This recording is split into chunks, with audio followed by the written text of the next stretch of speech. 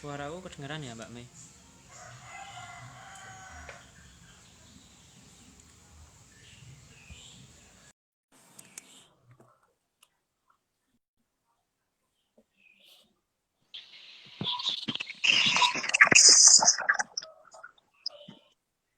Halo, apa kabar Mbak Marcella? Selamat sore.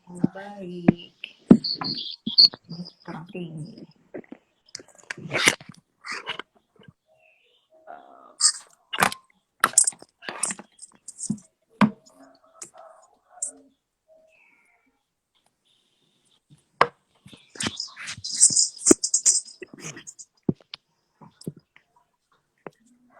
Halo Mbak Marcella, bisa dengar suara saya? Ya, bisa. Oke, teman-teman aman ya suaranya? Biasanya kalau IG live gini kita sebelum mulai cek sound dulu sih Mbak. Ditanya tanggapan dari teman-teman nih suaranya udah oke belum?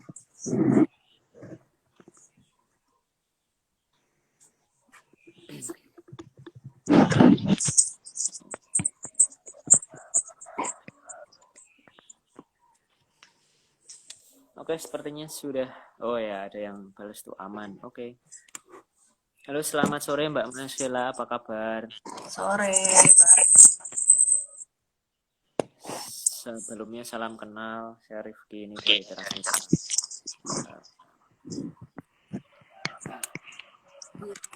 Juga. Sebelum kita mulai ngobrol dan sharing-sharing kita pada sore hari ini ya, sebelumnya saya akan sapa dulu penonton, teman-teman yang sudah gabung gitu. Selamat malam selamat malam, selamat sore teman-teman semuanya.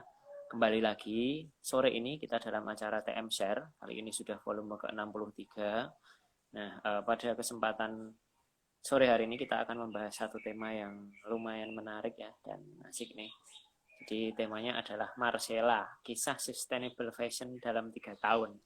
Nah, apa nih obrolan kita pada sore hari ini? Nanti kita akan langsung aja dengar apa namanya cerita dari Mbak Marcella. Ya, sebelumnya teman-teman bersama kita sekarang sudah ada Mbak Marcella.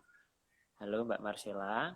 Nah, beliau ini adalah founder dari Semilir. Ini salah satu brand fashion yang ada di Jakarta gitu. Nah, nanti Mbak Marcella akan cerita tentang Semilir dan apa namanya yang diangkat oleh Semilir ini untuk uh, Indonesia gitu ya. Jadi sebelumnya saya akan infokan dulu juga kepada teman-teman bahwa di akhir acara nanti kita akan ada kuis ya. Jadi silahkan teman-teman stay tune terus sampai akhir acara karena kuisnya akan kita ambil dari materi obrolan kita pada sore hari ini. Nanti kuisnya akan kita share di Insta Story Drafts Mitra seperti itu. Terus kemudian buat teman-teman silahkan juga aktif bertanya karena akan ada 2 penanya terbaik nanti akan dapat gift juga dari Teras Mitra. Gitu. Oke teman-teman, kita mulai aja langsung di obrolan kita pada sore hari ini. Saya akan sapa sekali lagi Mbak Marcella. Halo, selamat sore Mbak Marcella. Sore. Oke, sebelumnya terima kasih ya sudah mau gabung berbagi pengetahuan dan informasi bersama kami. Pertanyaan pertama, lagi sibuk apa nih Mbak sekarang? Lagi sibuk mempersiapkan hampers Natal. Oke. Tuh, oleh Semilir kita kerja sama produk lokal lain, handmade, juga natural. Jadi lagi sibuk itu sih sekarang. Oke, menarik nih ya, sebentar lagi Natal dan Tahun Baru ya, pasti hampers ini sangat banyak yang banyak apa namanya dicari gitu. Oke, sebelumnya tadi saya sebenarnya sudah memperkenalkan secara singkat ya Mbak Marcella gitu. Mungkin Mbak Marcella juga bisa sapa penonton terlebih dahulu dan berkenalan dengan penonton. Mungkin bisa kasih info-info sedikit tentang apa yang dilakukan Mbak Marcella sekarang. Silahkan Mbak. Ya, halo, selamat sore semuanya. Saya Marcella. Halo. Dan seperti yang tadi udah dikemukakan oleh Mas Rifki, saya punya brand namanya Semilir. Kita itu merupakan ready to wear brand sebetulnya. Jadi pakaian jadi yang kita mengangkat motif-motif Nusantara di Indonesia sebagai motif batik yang dikerjakan secara cap dan tulis itu, dan 100% menggunakan warna alami gitu. Jadi motif-motifnya juga banyak yang sudah kita angkat, ada Kalimantan, ada Papua, macam-macam. Tujuannya apa? Supaya masyarakat, terutama anak-anak muda, itu juga mulai aware sama kebudayaan Indonesia, kekayaan yang kita punya, juga untuk melestarikan teknik batik itu sendiri, dan pewarnaan alami. Gitu, Mas. Oke, menarik sekali ya. Ya, sebelum kita nanti ngobrol lebih jauh tentang terkait dengan konsep brand yang Mbak Marcella angkat nih, mungkin bisa diceritakan juga sejarah berdirinya Semilir itu seperti apa sih awalnya gitu. Mungkin Mbak Marcella punya sedikit cerita gitu kok tiba-tiba akhirnya mendirikan Semilir. Ya, sebetulnya background saya itu bukan di fashion, tapi di desain grafis. Oke. Jadi sebelumnya saya kerja di filman Indonesia 2,5 tahun. Tapi memang dari dulu fashion itu udah jadi passion saya juga gitu. Nah, terus 2,5 tahun di post production house, lalu mulai capek dengan industrinya di Indonesia karena kerjanya benar-benar non-stop gitu, 24 jam. Jadi ya dari situ mulai berpikir mau apa ya gitu, apakah melanjutkan passion saya di fashion atau gimana gitu. Dari situ terus pikir, memang sebetulnya ibu saya udah terjun duluan di bidang batik dan pewarna alami itu, tapi beliau lebih ke tradisional. Kalau teman-teman udah pada tahu mungkin brandnya Batik Tembayan, itu ibu saya. Dari situ beliau yang menginspirasi saya sih sebetulnya gitu. Inspirasi terbesar yang saya dapatkan itu dari beliau gitu, dimana beliau merangkul pembatik-pembatik sepuh yang udah tua untuk dibantu gitu dari situ. Nah, terus melihat perjalanan beliau, saya juga dari situ saya melihat bahwa oh, ada kekosongan nih, ada kekosongan di mana anak mudanya, barang-barang mudanya itu kurang gitu. Dari situ akhirnya saya berpikir gimana kalau bikin sesuatu untuk anak muda gitu. Nah, tapi ini kan kita juga punya teman-teman yang bergerak di pewarna alam juga gitu. Nah, gimana caranya supaya persaingan ini menjadi sehat, tuh nggak saling adu-adu gitu kan. Lalu berpikir terus oke, saya juga melihat bahwa kalau anak muda, ya sebenarnya masyarakat ya, tapi terutama anak muda, kalau dengar batik tuh pasti image-nya adalah kalau nggak parang, kawung motifnya. Ya, betul. Itu aja gitu. Sementara di luar sana banyak sekali, ya kan. Terus saya juga berpikir bahwa kayaknya menarik ya kita mengangkat tema Indonesia gitu, karena motif-motif dari Sabang sampai Merauke itu kan ribuan ya, banyak sekali gitu. Sayang banget kalau ini nggak diangkat. Dan juga memang balik lagi belum ada teman-teman kita yang melakukan itu gitu. Jadi cukup aman lah secara persaingan gitu kan. Ya udah kita saya putuskan oke, kita aja yuk motif. Kenapa pakai batik? Karena ya itu gitu. Saya juga melihat bahwa anak muda yang di daerah itu kurang mau melanjutkan profesi ibunya, neneknya sebagai pembatik. Kenapa? Karena mereka ngelihat di upahnya sedikit kok, ngerjain setengah mati tapi ya tetap tetap lapar gitu ibaratnya gitu. Nah dari situ saya juga pikir oke, yuk kita bikin batik yang juga supaya mereka keras gitu. Secara upah juga bagus, juga baik gitu. Dari situ dan juga supaya uh, budaya batik ini tetap bisa bertahan, gak hilang gitu. Kenapa pewarna alami? Karena ya saya juga concern sama alam gitu dan Ya. limbah kimia kita tahu ya bahaya gitu kepada lingkungan. Ya dari situ sih Mas, akhirnya yuk kita bikin semilir gitu.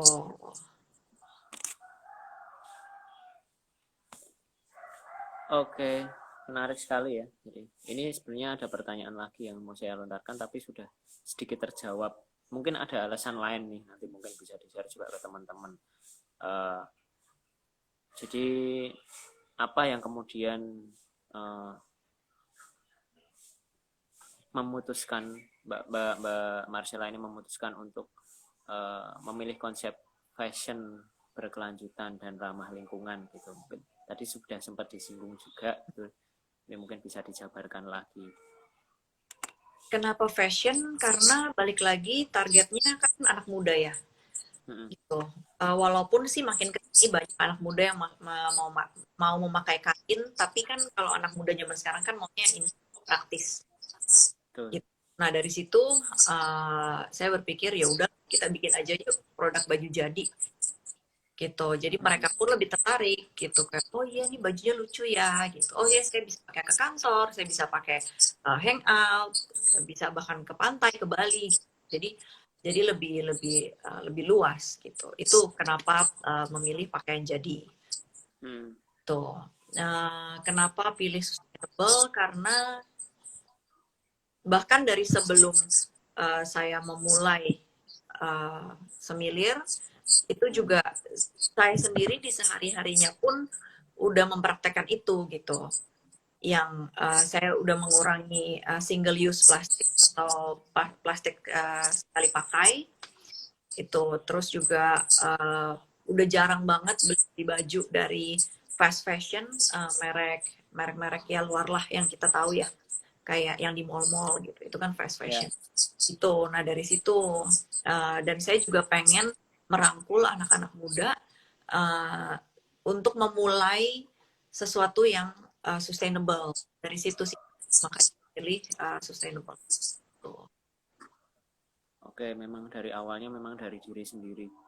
Iya. Dulu juga ya sudah menerapkan itu, kemudian diterapkan dalam bisnisnya. Ini sangat keren sih, nggak semuanya orang bisa kayak gini. Oke, kemudian jadi Semilir ini kan memproduksi barang jadi ya, tentunya juga bekerja sama dengan vendor.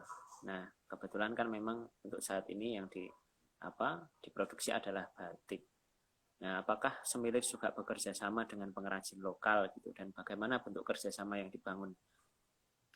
Iya, jadi pastinya di belakang Semilir itu banyak pengrajin-pengrajin yang hebat-hebat yang juga bekerja sama dengan kita gitu. Jadi kalau biasanya kalau brand-brand lain mungkin ngambil dari pengrajin A, pengrajin B gitu ya. Kita punya workshop sendiri, punya pengrajin sendiri yang kita bina. Gitu. Jadi mereka memang bikin khusus untuk Semilir aja. Mereka nggak terima dari brand-brand lain gitu. Jadi memang makanya secara kualitas, secara kinerja semua juga baik. Nah sendiri kita diskusi. Jadi bentuknya bukan perintah ya, bukan kayak bos ke bawahan gitu, tapi memang kita lebih ke tim gitu. Jadi ada diskusi kesempatan mana, kenapa hasilnya seperti A, apa yang bisa kita bikin untuk menjadi B, menjadi lebih baik. Sistem kerjasamanya itu dan balik lagi upahnya pun kita sesuaikan gitu. Jadi bukannya segini ya gitu. Enggak. Jadi kita diskusi, oke, berapa baiknya tuh. Seperti itu sih. Jadi makanya mereka pun juga betah ya, juga happy gitu kerja sama kita gitu. Oke, jadi memang mulai dari proses produksi awal, dari pembuatan si kain ini sendiri sampai akhirnya dibatik dan kemudian dijahit itu semua dalam satu studio ya, sama ya Mbak, dan Kalau dalam kain satu tim. kita memang dari beberapa pengrajin karena kan macam-macam ya. Saya ada pakai tenunnya juga macam-macam gitu. Tapi semuanya lokal kalau kain. Tapi kalau dari proses batik, dari canting-capnya sendiri itu sudah kita bikin dari awal. Jadi memang ada pengrajin. Jadi mulai dari pengrajin batiknya sampai pewarna, sampai jahit, itu semua yang kita pribadi sendiri punya. Tuh, pengrajin pribadi. Keren nih. Untuk saat ini sudah timnya ada berapa Mbak? Apakah tim besar atau kecil gitu? Kecil Mas, cuma 10. 10 tuh ya lumayan lah, banyak itu Mbak. Termasuk saya loh. Iya mungkin lebih banyak di pengrajin ya. Iya, iya. Untuk bagian manajemen apakah ada tim sendiri atau memang masih dipegang Mbak Marcella? Masih dipegang saya, desain semua itu masih saya. Tapi kalau di Jakartanya ada saya, terus tim grafis, Instagram dan website, ya sama admin ya. Oke, berarti masih lebih banyak di pengrajin ya. Iya. Nah, terus untuk strategi marketing nih yang dilakukan, karena ini sebenarnya kan mereka akhirnya mempunyai mangsa pasar yang khusus ya, gitu. Karena bisa dibilang brand Semilir ini bukan brand yang mainstream gitu. Mereka punya satu tujuan atau isu tertentu yang akan di-share dan diangkat gitu. Mungkin bisa diceritakan juga ini strategi marketing yang dilakukan itu seperti apa? Apakah punya strategi khusus untuk menarik para konsumen atau pelanggan atau buyer gitu? Kalau dari kita rajin ikutan pameran atau bazar ya, gitu dari situ. Lalu juga karena sekarang sejak pandemi itu juga kita akhirnya pindah ke lebih menggencarkan online. Gitu. Selain itu juga kalau di bazar kita biasanya juga naruh video slideshow. Jadi customer juga lebih paham gitu bahwa kan kalau kita kan lebih visual ya. Kalau kita ngomong aja gitu kayaknya mereka kayak apa sih gitu kan. Iya, betul. Jadi akhirnya kita pakai video dan dari situ mereka kayak strateginya ya rajin ngomong sih ke customer, info bahwa kenapa nih kok harganya sekian, kenapa pewarna alam segala macam kayak gitu sih Mas. Lebih ke product knowledge-nya ya berarti yang disampaikan. Oke. Terus untuk pemasarannya produknya sudah dipasarkan sampai mana Mbak? Seluruh Indonesia atau memang fokus ke daerah Jakarta gitu? Kita Jakarta, kalau customer macam-macam ya kan, karena dan juga kita ada masuk di toko. Lalu ada juga di Singapura gitu. Halo? Ya, sorry tadi agak keputus Mbak. Sorry. Kayaknya ini sinyalku yang agak lemot nih kayaknya. Tapi sekarang udah jelas. Ya udah mungkin bisa dilanjut lagi. Ya kita ada di Jakarta, di Bali ya juga. gitu. Oke, wah ini kayaknya sinyal aku agak nggak stabil, tapi masih bisa sih. Nah, untuk produk-produk yang dibuat nih, produk fashion, mungkin bisa dijelaskan juga secara detail apa aja sih Mbak gitu, dan mungkin bisa di masa seperti ini apa nih yang paling banter nih untuk dijual. Kalau fashion sendiri, kita udah yang pertama itu ada mengangkat motif dari Indonesia, yaitu Kalimantan, Papua, Flores, Oke. ya, dan yang paling terakhir itu Sumatera Oh, gitu. Nah, itu untuk motifnya ya. ya untuk motifnya itu, untuk warna kita juga awalnya memang biru di itu, tapi terus ketika kita launching motif Papua itu kita mengeluarkan warna orange terakota itu pakai kau, karena kau apa, karena balik lagi karena ini Papua dan mereka memakai pohon bakau sebagai perisai, bahan perisai. Nah, kita juga mengeluarkan uh, warna orange yang terbuat dari bakau gitu. Nah, saya minum sebentar. Boleh, silakan.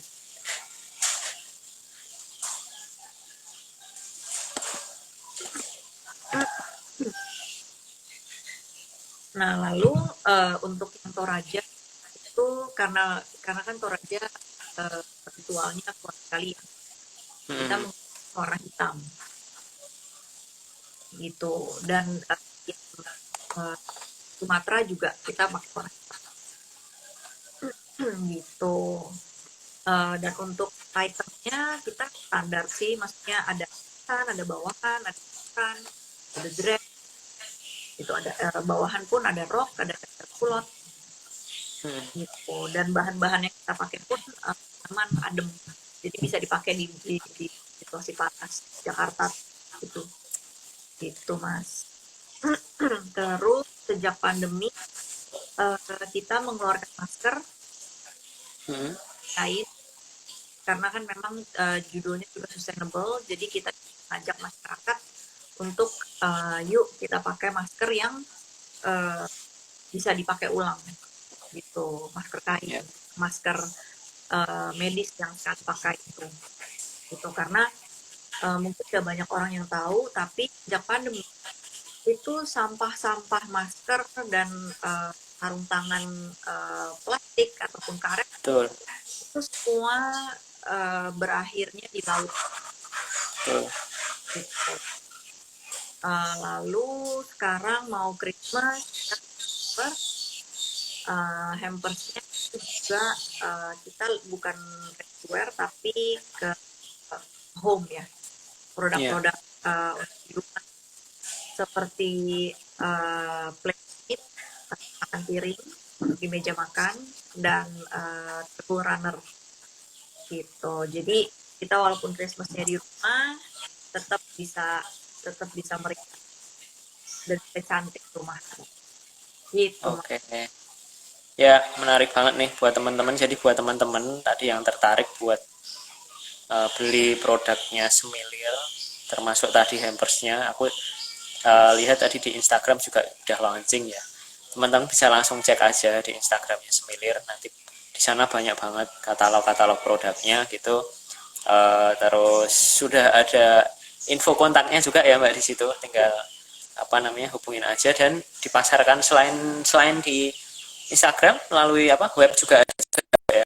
Kita ada website juga, tapi untuk hampers belum belum masuk ke website karena kan Aduh, ini sinyalnya. Sorry Mbak, sinyalku tadi keputus lagi. iya iya, jadi kita ada di website Nah, juga. ya, Tapi untuk hampers karena stoknya terbatas, jadi kita via WA aja. oke. Jadi WA. untuk hampers bisa pre-order ya. Nanti bisa kontak BWA, nanti akan buatkan gitu. Oke, nah dari tadi kita ngebahas tentang pewarna alam. Nah, aku terus penasaran gitu. Nah, untuk pewarnaannya ini sendiri, pewarna alam kan ini beda ya dengan pewarna-pewarna tekstil yang lain gitu. Nah, apakah Mbak Marcella ini juga mempelajari juga tentang itu atau memang istilahnya pasrah ke pengrajin gitu? Karena kan macam-macam bahan pewarna ini kan beda-beda ya. Tadi sempat juga disampaikan sama Mbak Marcella. Iya, pasti karena saya juga suka ya. Jadi akhirnya belajar sama pengrajin Oke. gitu. Dan memang juga trial and error. Yaitu balik lagi karena memang mereka kita kerjanya sama mereka dan mereka kerja sama kita gitu. Jadi tiktokannya enak gitu. Iya mas, iya saya mau bikin warna hitam gimana caranya kan? Oh iya mbak, ini dicampur gini. Oh oke, coba yuk gitu, coba. Terus oh ternyata hitamnya kurang kurang pekat atau gimana? Kayak gitu gimana? Jadi sistemnya juga saya belajar. Pasti mau nggak mau belajar nggak sih? Iya, Ya kan? betul. Gitu. Makanya kalau ditanya owner gitu, kayak owner berat banget ya. Karena masih terjun langsung gitu. Yang nggak desainnya saya gitu kan, yang ngobrol saya. Jadi memang semuanya masih sendiri, jadi belajar juga. Even bukan cuma pewarnaan aja, tapi juga cat-catnya. Ngasih desain, ini mas motif. Mereka bilang, oh mbak, kayaknya terlalu tipis deh. Terlalu garis, terlalu tipis gitu. Nanti nggak bisa. Oh oke, kayak gitu sih mas. Jadi saya Oke. coba belajar dari mereka, mereka juga belajar dari saya. Saling, saling belajar. Oke ya, berarti memang harus saling belajar satu sama lain gitu ya. Karena pasti setiap orang mempunyai banyak porsi masing-masing seperti itu. Ya pengrajin mereka lebih tahu terkait dengan teknis pembuatan gitu, walaupun memang dia tidak apa namanya tidak tidak mungkin tidak tahu cara pemasarannya. Jadi bentuk kolaborasi itu penting. Makanya tadi Mbak Marcella sampaikan um, tim ya bentuknya, bukan Ya, istilahnya bukan pekerja gitu. Jadi bisa saling diskusi. Um, Oke teman-teman, buat yang mau tanya bisa langsung ketik ya di kolom chat, nanti akan saya bantu tanyakan gitu. Ini menarik banget. Ini aku sempat juga tadi scroll Instagramnya juga gitu. Terus ini aku lihat sih memang kebanyakan produknya untuk perempuan ya Mbak ya. ya Ini jadi memang ini salah satu target pasarnya ya. iya, jadi awalnya perempuan. Hmm, Tapi sejak koleksi yang Flores itu mulai cowok-cowok mulainya juga gitu. Jadi ketika di yang terbaru yang di Sumatera, koleksi Sumatera itu kita udah keluarin outer unisex. Jadi cowok cewek bisa pakai gitu. oke. Kedepannya sih setelah pandemi mungkin kita juga mau melebarkan sayap ke koleksi laki-laki. Amin. Oke, semoga terrealisasi lah. Nah, um, terkait dengan usaha nih, sampai saat ini, itu sebenarnya tantangan terbesar dalam menjalankan usaha ini itu apa, Mbak? Usaha fashion, sustainable fashion ini. Dan mungkin bisa dijelaskan gitu cara mensiasatinya gitu. Tantangan terbesarnya itu sebetulnya product knowledge mas. Hmm, Jadi karena kan masih termasuk baru gitu ya, orang masih apa sih, terus pewarna alam apa sih gitu. Kenapa kenapa harganya lebih mahal ya, dibanding brand-brand lain gitu. Dari situ sih tantangannya. Jadi memang sampai sekarang pun masih harus rajin-rajin info ke customer gitu, terutama customer baru ya gitu. Tantangannya itu sih mas.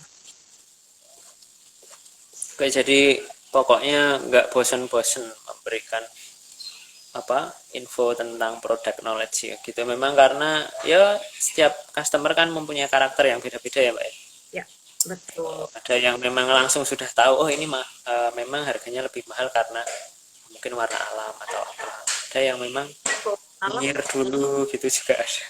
iya. Dan warna alam dulu itu sempat sempat jatuh ya. Nah, Hmm, kan jadi gini loh, perbedaan pewarna alami, warna alam sama pewarna itu, kalau pewarna mau merah tua atau merah muda, itu tinggal tetesan ianya aja dibanyakin atau dikurangin.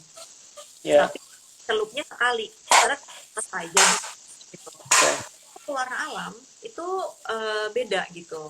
Makin banyak celupan, warnanya makin tua. Gitu. Jadi ya, 5 kali celup dengan 10 kali celup itu 10 kali pasti lebih tua warnanya. Gitu. Nah, dan pengrajin itu malas kerjainnya. Ya balik lagi karena hmm, upahnya nggak layak. Ah, saya celup ya, 10 kali, 10 kali sama kok upahnya gitu kan. Kayak gitu. Jadi makanya warna alam itu dulu terkenalnya itu cepat pudar. Warna hmm, itu. Nah, itu yang bikin beda. Kenapa harga kita pun beda karena kita prosesnya itu 2 kali lipat dibanding pada umumnya gitu. Jadi dari situ mas, itu yang harus kita rajin-rajin ngomong ke customer gitu. ya. Terus untuk di masa pandemi ini, Mbak, eh, mungkin kalau saya lihat beberapa brand-brand lain gitu mulai mereka sudah ada yang sudah mulai menutup gitu, terus mereka ada juga yang memang masih bertahan gitu dengan melakukan strategi-strategi baru gitu. Mungkin untuk Semilir ini strategi apa yang dilakukan? Strateginya eh, melihat pasar sih mas, Hmm, gitu. Melihat pasar apa nih yang lagi dibutuhkan seperti kemarin. Oh iya, masker gitu, makanya masker. Selain memang juga kita pengen mengurangi masker sekali pakai, tapi juga yaitu gitu supaya supaya pengrajin kita tetap bisa bisa punya penghasilan okay. gitu. Dan awalnya dulu ketika bikin masker pun kita nggak langsung produksi, gitu. Kita pakai sisa bahan gitu, karena kan memang juga salah satu tantangan sebagai sektor itu kan bagaimana mengurangi limbah sisa kain gitu. Nah kita pakai uh, itu, dan masker-masker itu juga sebagian kita sumbangkan. Kemarin kita udah sumbangin ke kayak ojol, terus petugas kebersihan kayak gitu sih mas. Terus juga apa namanya, menahan produksi sih. Saya Yeah. juga berani untuk produksi baju Hmm, gitu. Jadi memang kenapa hampers ini juga kita bikin home produk-produk untuk di rumah karena itu gitu. Gitu sih jadi mas. salah satunya mungkin lebih memperbanyak produk-produk pre-order gitu ya. Ya itu Ya, juga. Terus jangan menyerah gitu. Maksudnya ya betul. sekarang itu kan kesulitan gitu kan. Ya, Dan ya. apa yang bikin saya tetap yuk kita berusaha apa nih gitu. Apa? Karena ya di belakang saya banyak rajin. Kalau nyerah mereka gimana?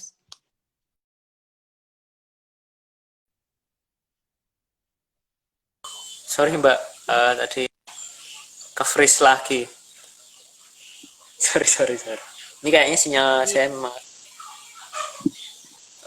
mungkin bisa diulang Mbak. Tadi jangan menyerah. Mm-mm. Karena Nah, ya saya sembilan itu sebetulnya kan bukan bergantung sama saya.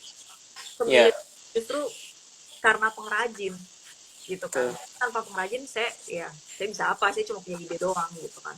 Jadi makanya kenapa saya juga ayo kita maju, tetap harus terus jalan terus, tetap harus ya semangat terus gitu karena demi pengrajin gitu sih mas. Oke ya, semoga memang pandemi ini cepat berakhir gitu dan pokoknya ada solusinya lah untuk ke depan seperti apa. Ini tadi ada yang titip pertanyaan sih, ada yang WA ke saya gitu. Mereka ada yang tertarik membahas tentang warna alamnya gitu. Tadi sempat membahas tentang warna hitam. Nah, ini teman saya tanya, itu warna hitam kalau dari pewarna alam itu dari apa gitu. Terus sama warna merah juga tadi sempat ditanya. Mungkin bisa disampaikan, Mbak. Nah, kalau warna hitam itu campuran dari bulu vera dan bakau. Oh gitu, oke. Okay. Gitu. Tapi ketika kita pakai zat lain gitu, beda biasanya kayak gitu. Terus kalau warna merah, merahnya kalau misalnya kita merah tenun Flores itu mereka pakai mengkudu. Tapi Okay. untuk proses batik warna kita belum bisa mendapatkan warna merah yang solid merah gitu karena kalau batik itu butuh pelorotan ya, proses pelorotan. Jadi untuk meluruhkan malam. Nah, itu kan panas sekali. Nah, biasanya banyak warna-warna yang nggak kuat.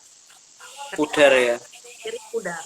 Ya, makanya kita paling maksimal mungkin bukan merah tapi lebih ke orange terakota itu ya, pakai tahu bahasa orang pengrajinnya tinggi. Oh, itu yang dipakai apa daunnya atau batangnya? Pohonnya. Pohonnya, batangnya ya? Batang pohonnya, iya. Batang Jadi pohonnya. direbus. Gitu, batang pohonnya direbus, nanti airnya itu jadi orange. Nah, itu yang kita pakai sebagai celupan pewarna. Gitu. Dan itu harus berkali-kali ya?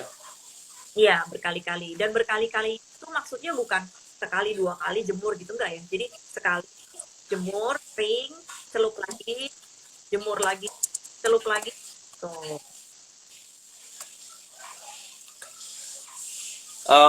Berarti disesuaikan dengan istilahnya warna yang diharapkan, misalnya kurang apa? Kurang tua gitu, celup terus sampai sesuai gitu ya. Terus Ya. ada nah untuk apa namanya perawatan produk fashion ini gitu untuk pewarnaan alam mungkin ada perawatan khusus, mungkin bisa diceritakan juga Mbak ke teman-teman nih sebelum membeli ya, sebelum teman-teman membeli mungkin bisa lebih tahu gitu tentang cara perawatan. Sama sih dengan kita merawat batik pada umumnya ya. Cuman bedanya jangan pakai deterjen kayak Rinso gitu, jangan, karena kan itu kimia gitu. Jadi warna alam ketemu deterjen kimia ya pasti bubar ya kan gitu. Jadi pakainya batik atau lerak gitu. Kita sih biar gampang pakai attack batik, kan udah ada tuh sekarang yang khusus ya, khusus untuk batik ya, bisa pakai itu gitu. Terus juga jemurnya jangan kena matahari langsung, jadi diangkat aja gitu. Oke. Jadi ya karena memang dia pewarnanya dari alam ya, jadi pasti tetap beda lah dengan pewarna-pewarna sintetis yang lain. Mereka butuh perawatan khusus. Nih udah ada beberapa pertanyaan yang masuk, aku coba bacain satu-satu ya Mbak ya. Boleh. Yang pertama dari Mutia Fianti, untuk pola atau gambar batiknya sendiri dapat inspirasi dari mana ya Mbak? Apakah dari alam? Bisa dijelaskan. Ya, kalau inspirasi dari daerah angkat tuh, kayak Borneo, Kalimantan. Nah, itu kita terinspirasi dari motif pakis, tanaman pakis. Atau mungkin teman-teman lebih familiar sama baju daerah Dayak. Nah, dia ulir-ulir. Nah, itu dari situ gitu. Tapi kita desain sendiri. Kita bikin sendiri gitu. Terus kalau apa inspirasinya dari ukiran kayu mereka dan dari motif perisai. Itu kalau Flores inspirasinya tenun ikat. Kan Flores terkenal dengan tenun ikatnya ya. gitu. Kita inspirasinya Ya. dari motif-motif yang ada di tenun ikat, tapi kita sesuaikan lagi tentunya gitu. Jadi ada yang misal motif aslinya tuh kecil banget gitu, sama kita perbesar kayak Oke. gitu. Ada juga kalau yang Toraja itu inspirasinya dari ukiran Toraja, ukiran mereka. Lalu kalau Andalas atau Sumatera itu dari motif Gorga gitu. Jadi Apa itu? macam-macam. Motif Gorga itu motif yang ditemukan di rumah adat orang Sumatera Utara, masyarakat. Oke. Nah, Ya. untuk pemilihan warna pun juga terinspirasi dari situ. Seperti yang tadi saya udah kan Toraja tentang itu dan memang warna-warna yang kayak itu merah, kuning, dan hitam. Nah, makanya kita menggunakan orange karena nggak bisa merah, kita orange. Nah, motif Goda utara pun itu mereka merah, putih, hitam. Nah, jadi kita masih di seputar hitam. Gitu, Mas. Oke, ya pada intinya ini untuk inspirasinya diambil dari motif-motif Nusantara ya. Ya, Ada yang dari memang ada dari motif eh, tenun, ada yang dari motif rumah adatnya, pokoknya macam-macam lah. Itu mungkin bisa menjawab pertanyaan dari Mbak Mutia. Ini ada pertanyaan lagi nih. Kalau zaman dulu kan pewarnaan alam cepat. eh Sorry, kalau zaman dulu pewarnaan alam kan cepat. Udah apa yang Kak Marcella lakukan untuk membuat warna produk lebih awet? ya. Ini Jadi, dari Arista Kusuma. ya, halo Rista. Ya, jadi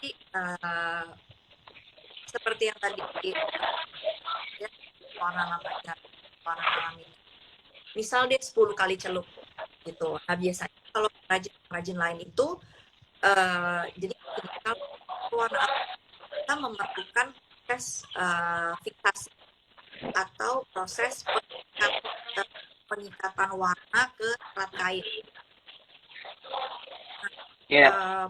Proses ini biasanya kalau yang lain warna cepat itu biasanya dari pencelupan pertama sampai ke 10 proses fiksasinya 10 gitu. Nah, kalau semilir itu di celupan ketiga kita fiksasi, celupan keenam kita fiksasi, lalu begitu. Jadi proses fiksasi itu banyak sehingga kunci warna ke kain itu lebih kuat gitu. Itu yang bikin kita beda, makanya lebih panjang gitu.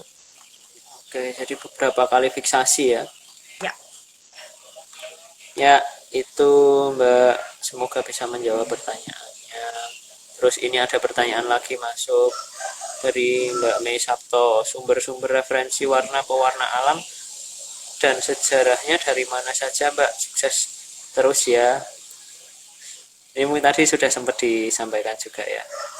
Uh, untuk referensi warna pewarnaan alam diambil dari disesuaikan dengan apa tema daerah masing-masing ya Mbak ya. ya, ya.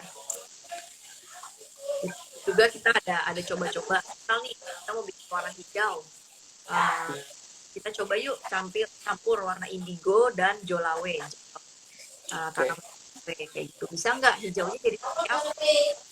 Hijau muda gimana, hijau tua gimana, kayak gitu sih. Jadi ada coba-coba juga. Berarti untuk Kalau untuk sejarah, trial oke. Oke, dilanjut dulu untuk sejarahnya. kalau sejarahnya itu sebetulnya yang namanya pewarna indigo atau warna biru itu sebelum dikenal dihasilkan oleh India, oleh Jepang, itu sebetulnya Indonesia dulu loh yang punya gitu. Jadi dari zaman dulu itu indigo kita itu sudah dikenal dengan nama mutiara dari Hindia Belanda. Oh, oke. Gitu. Wah, Jadi keren. ya, dan itu orang-orang nggak tahu gitu. Nggak tahu Orang-orang ya. dari Jepang, oh itu indigo ya Jepang, India gitu. Padahal itu dibawa oleh mereka untuk sana ya segala macam gitu. Jadi itu juga yang membuat kita, karena banyak sejarah-sejarah yang kita nggak tahu gitu. Kita taunya oh itu yang terkenalnya di negara A, di negara B gitu. Padahal itu dari Indonesia gitu. Ya, jadi warna indigo inilah salah satu warna warisan dari Indonesia ya. Yang Ya, nah ini keren nih Mbak Marcella nih, selain jadi nggak cuma tahu caranya pewarnaannya aja, tapi juga tahu sejarahnya gitu ya. Nah ini juga ya nggak semua orang bisa tahu gitu dan bisa pelajari.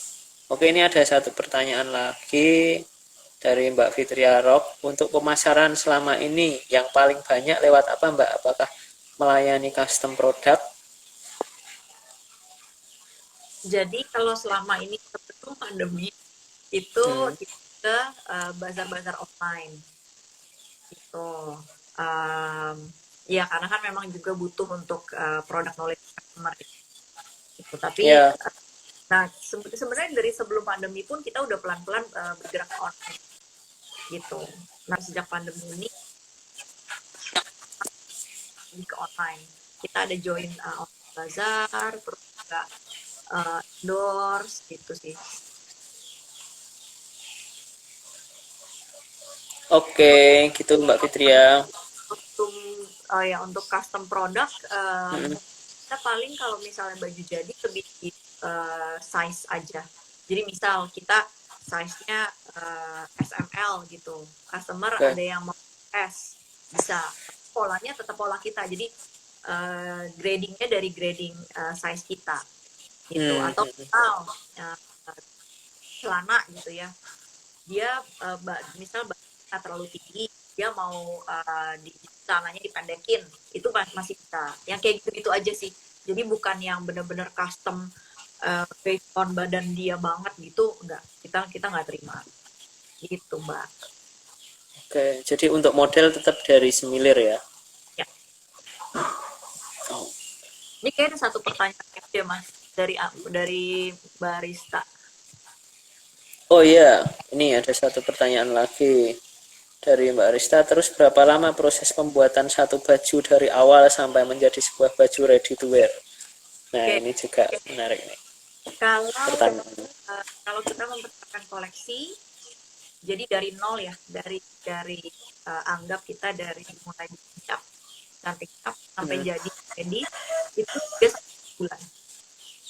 3 sampai 4 bulan. Lama ya? Lama. Itu kalau koleksi. Kalau Iya. misalnya misal ada yang request satu baju gitu misal deh, itu bisa 1 bulan. Jadi karena kan kita udah ngetap waktu di proses cap kan. Nah, maksudnya Ya. proses bikin cap gitu. Jadi dari motif yang udah ada cap ulang lalu sampai jadi itu 1 bulan. Gitu. Ya, jadi teman-teman sudah tahu kan prosesnya gitu, nggak sebentar. Jadi jangan ditawar gitu ya harganya, karena memang selain menjual motif juga uh, menjual prosesnya juga gitu. Gitu teman-teman. Dan dengan membeli produk semilir itu kalian bukan mensupport saya, tapi kalian mensupport pengrajin. Nah, itu ya. Jadi saling support ya. Sama-sama jadi yang diuntungkan bukan hanya founder atau ownernya, tapi ya semuanya, karena tim ya, satu tim. Pengrajin sih, lebih ke Ya, pengrajin. pengrajin, lebih ke pengrajin tuh. Iya. Mbak Margaret mah nggak ambil untung malah. Ya ambil tapi nggak banyak. Lebih untuk muter lagi. Oke, ini balasan dari Mbak Fitria Rock. Terima kasih Mbak, sukses terus.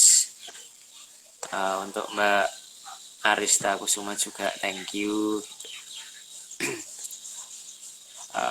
Oke, teman-teman silahkan ada yang mau tanya-tanya lagi. Waktunya masih sekitar 10 menit sebelum nanti kita akhiri ya. Jadi masih ada kesempatan buat teman-teman buat tanya. Uh, Kalau misalnya nggak ada juga ya udah saya tanya lagi. um, Terkait dengan pengrajin nih, Mbak. Ya. Nah, istilahnya kan di sini yang memimpin kan Mbak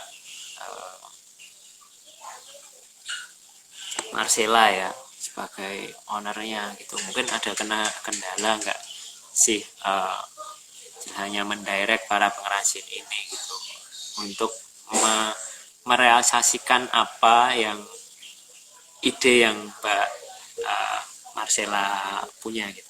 Misalnya mau bikin ini nih gitu. Bisa nggak gitu? Cara penyampaiannya gimana? Ada kendala nggak?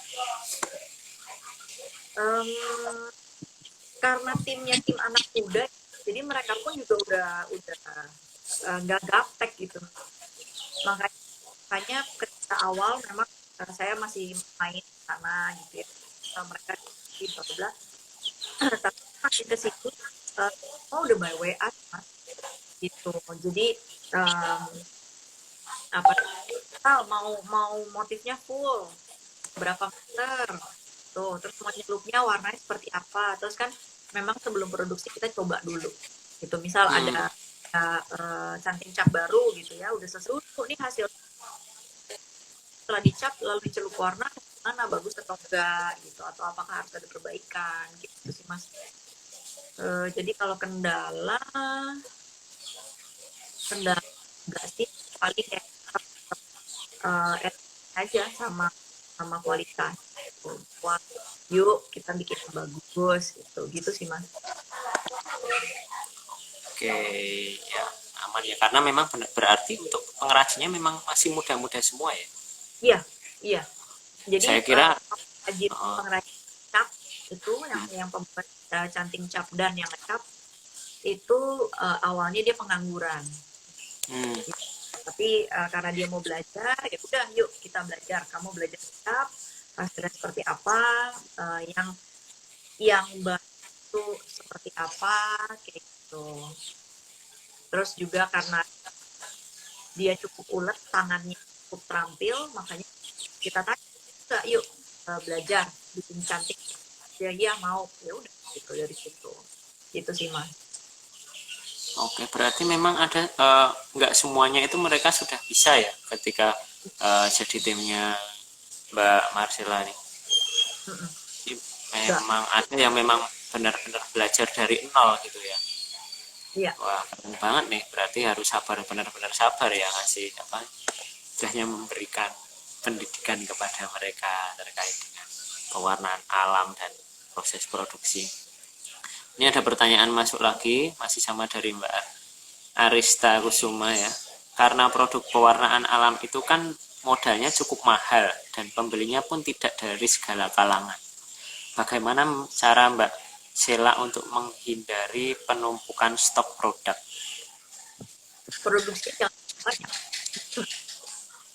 Gitu. Jadi memang biasanya misal kayak yang atasan gitu ya. Kalau yang pakai size, misal SML, itu kita bikin 16 piece untuk SML ya. Gitu. Jadi bukan S6 keseluruhan 16 piece. Itu outer paling 2. Jadi nggak banyak. Nah, kalau misalnya dari 7 produk baru gitu, atau dari 5 produk baru, ada 2 produk yang peminatnya banyak, baru dari itu yang kita restock. Oke. Gitu. Jadi gitu. Memang limited ya dijualnya, nggak langsung produksi yang banyak gitu. Iya. Dan juga kan pewarna alami ini juga kita bahwa pewarna alami itu celupan hari ini sama celupan besok sama celupan bulan depan pasti warnanya nggak bisa 100%. Kalinya kita handmade gitu. Jadi misal nih ready stock pun gitu ya. Misal kayak kamera ready stock pun ada customer nanya, ini ada barunya nggak gitu? Ada yang baru nggak? Ada bu atau pak. Tapi seperti ini, warnanya beda. Oh ya, kayak gitu. Iya, kalau menurut saya ini jadi salah satu kelebihan sih. Jadi setiap produk itu punya perbedaan masing-masing ya. Nggak bakal ada yang nyamain gitu loh. Iya. Dari warnanya, mungkin dari motif-motifnya juga. Walaupun memang motifnya sama, tapi tetap ada perbedaan lah di warna gitu minimal. Ini yang mungkin menjadi salah satu apa ya nilai unggulan dari produk-produk fashionnya Semilir. Oke, masih ada waktu sekitar 4 menit lagi sebelum kita tutup. Mungkin aku mau minta closing statement sih dari Mbak Sheila gitu terkait dengan usaha ini, mungkin apa yang kaitannya dengan bisnis ya, mungkin ya apa yang disampaikan buat teman-teman gitu biar lebih semangat gitu buat teman-teman mungkin yang masih menjalani bisnis gitu dan mulai ngelokro gitu. Mungkin Mbak Marcella bisa kasih support closing statement. Ya, untuk teman-teman semuanya, ketika lagi pandemi ini, kita harus board lokal produk gitu. Kenapa? Karena satu itu buatan teman-teman kita sendiri sama orang Ya, Indonesia, dan betul. kedua juga sekarang produk itu nggak kalah loh ya, dengan produk-produk luar negeri gitu. Baik kita nggak cuma produk baju ya, tapi juga Ya, makanan, tapi juga beauty product, furniture gitu, semua semua benar-benar kualitasnya itu benar-benar nggak kalah dengan kualitas luar negeri. Jadi pesan saya untuk kalau di sini bukan pelaku bisnis ya, untuk teman-teman yuk kita support lokal produk. Untuk teman-teman pelaku bisnis ya kalian gak sendiri gitu, bahwa sekarang semuanya lagi turun, iya semuanya lagi sama. mandek ya gitu.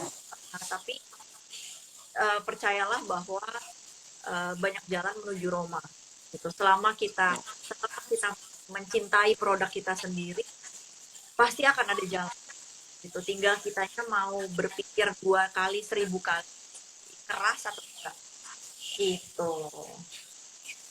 Oke, terima kasih Mbak Marcella untuk closing statementnya. Jadi saya ulangi sekali lagi buat teman-teman semuanya, pokoknya jangan patah semangat. Untuk teman-teman yang sekarang masih ya menjalani usaha, pokoknya tetap optimis. Badai pasti berlalu, seperti itu ya Pak. Nah, oke Mbak Sheila, terima kasih banyak buat sharing-sharingnya pada sore hari ini. Nah, ya semoga usaha Semilir masih tetap bisa berjalan dan bisa memberikan inspirasi untuk banyak teman-teman yang lain gitu. Terus informasi juga uh, untuk Teras Mitra, teman-teman Teras Mitra. Jadi nggak hanya hari ini kita ada TM Share, jadi besok Sabtu kita juga masih ada TM Share volume yang ke-44. Nah, melalui aplikasi Zoom. Nah, untuk informasinya, publikasinya teman-teman bisa cek langsung di Instagram Teras Mitra juga, nanti kita akan update informasinya di situ. Jadi tetap stay tune terus untuk pantau Instagram Teras Mitra. Oke, terima kasih sekali lagi buat Mbak Marcella, sukses terus, sampai ketemu kapan-kapan ya. Semoga bisa ketemu secara langsung, tidak hanya secara virtual gitu. Terima kasih buat teman-teman semuanya yang sudah gabung 1 jam ini. Sampai ketemu di TM Share minggu depan. Selamat sore.